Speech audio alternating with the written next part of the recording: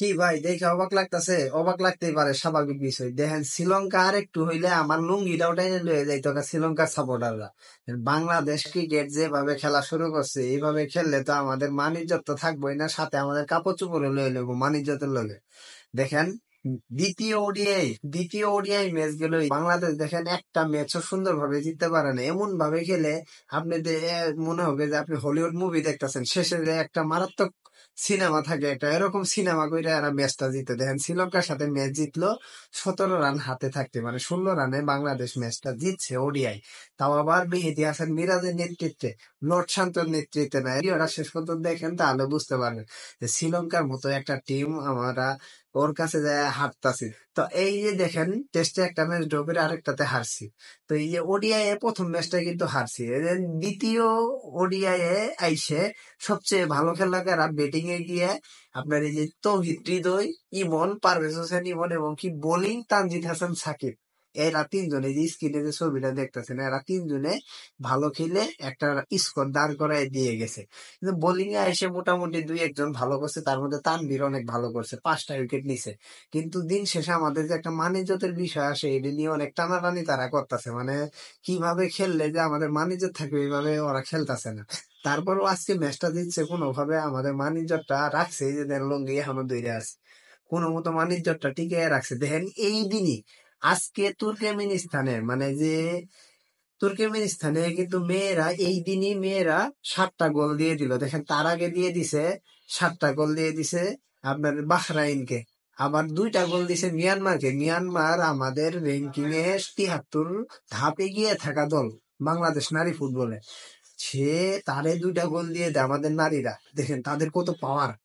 পাওয়ার থাকতো ছেলেদের, পাওয়ার হয়ে গেছে এখন মেয়েদের। মানে বাঘ টাইগারদের থেকে, মানে বাঘ এখনকার ক্রিকেট থেকে ফুটবলে গেছে গা। দেখ কি একটা অবস্থা হয়ে গেছে গা।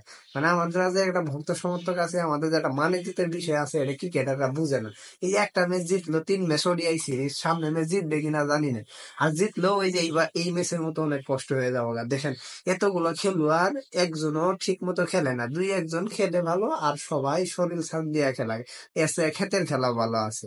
তারপরে এরা ম্যাচ জিতছে, কোনো মতো মান ইজ্জত বাঁচাইছে, লুঙ্গিটা আছে, এটি মেলা কিছু বুঝছেন। আপনারা ভক্ত সমর্থকরা যারা আছেন, যে যেখান থেকে ভিডিওটা দেখতেছেন, অবশ্যই আপনারা বলবেন যে এই ম্যাচটা অনেক কাহিনী করে জিতছে কিনা, এই ম্যাচটা কি নর্মালি জিততে পারছে। অবশ্যই আপনারা কমেন্টে জানাবেন। আর এই ভিডিওটা ভালো লাগলে অবশ্যই শেয়ার করবেন, আর চ্যানেলটি সাবস্ক্রাইব করে দিবেন। আর ফেসবুক পেজে যদি ভিডিওটা পান, তপস করে একটা লাইক মেরে দিবেন। এই যে দেখেন রাত্রেবেলা কত কষ্ট করে আমরা ভক্ত সমর্থকরা খেলা দেখি, কিন্তু আমাদের যে একটা আসার জায়গা থাকে, এই আসার জায়গাটা ওরা বুঝে না।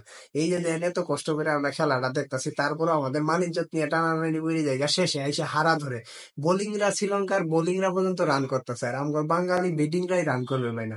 তাই না, এরা কি ধরনের খেলা খেলে দেখেন। এইভাবে খেলা খেললে কি কোনোদিনই আগাইতে পারবো না। 10 ম্যাচের মধ্যে একটা ম্যাচ জিতলে আমাদেরকে সান্ত্বনা দিতে পারবো? আমরা ভক্ত সমর্থকরা ওই একটা ম্যাচ জিতে কিসের সান্ত্বনা নেব? আমাদের তো মানিজ্যত নিয়ে টানাটানি বেড়ে যায়, তাহলে আমরা সান্ত্বনাটা পাবো কই থেকে?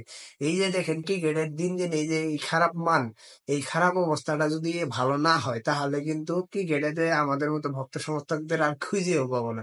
ফুটবলের মান উন্নয়ন হয়েছে এটা বলা যায়, ফুটবলে শুধু নারীদের না পুরুষদেরও মান উন্নয়ন হয়েছে। তো এখানে আর একটা কথা আছে, দেখেন এতগুলা বিদেশিরা টায়ালে আইলো, কাউরে নিল না, তারপরেও ওইখানেও কিছু না কিছু দুর্নীতি আছে। ক্রিকেটেও তো দুর্নীতি অবশ্যই আছে। ক্রিকেট এই বাংলাদেশে কোনো দিনই দুর্নীতি থেকে কেউ বাইরে আইতে পারবো না, এটা লিখিত দেওয়া যাবো। কেউ বাইরে আইতে পারবো না। মাঝখান থেকে খালি বাণিজ্য হারাবো যারা সাপোর্টার, আমগোর মতো যারা সাপোর্টার আছে তারাই বাণিজ্য হারাবো। তা আপনারা কি করেন? বাংলাদেশ ক্রিকেট দলকে এই যে ম্যাচটা জিতলো, এটা কি শ্রীলঙ্কার সাথে সহজভাবে জিতছে না কঠিন ভাবে জিতছে? অবশ্যই মূল্যবান মতামতটা কমেন্টে লিখেই যাবেন।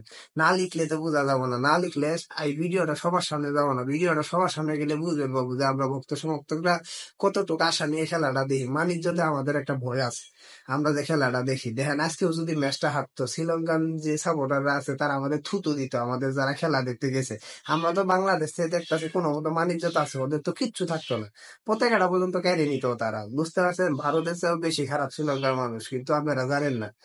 তারপরেও বলতাছি, আপনারা যারা সাপোর্ট করেন সাপোর্ট করতে থাকেন, সমস্যা নাই। সাপোর্ট করলে বাংলাদেশ ভালো কিছু করবে বাবু যদি সাপোর্ট পায়। সাপোর্ট পাইলে একটা মানুষ একদম নিচ থেকে উপর পর্যন্ত উঠতে পারে, সেটা তো কথা না। তারপরেও আপনারা সাপোর্ট করবেন, আমরা যেভাবে সাপোর্ট করতেছি এইভাবে সাপোর্ট দিলে ভালো কিছু করতে পারবে। তো ভিডিওটা ভালো লাগলে অবশ্যই লাইক করে দিবেন, আর আপনার মূল্যবান মতামত কিন্তু অবশ্যই কমেন্টে জানায় যাবেন। এই ছিল আজকের আবার নতুন কোনো খেলার আলোচনা, আবার এই চ্যানেলে পাবেন, অবশ্যই চ্যানেলটি সাবস্ক্রাইব করবেন। ধন্যবাদ সবাইকে।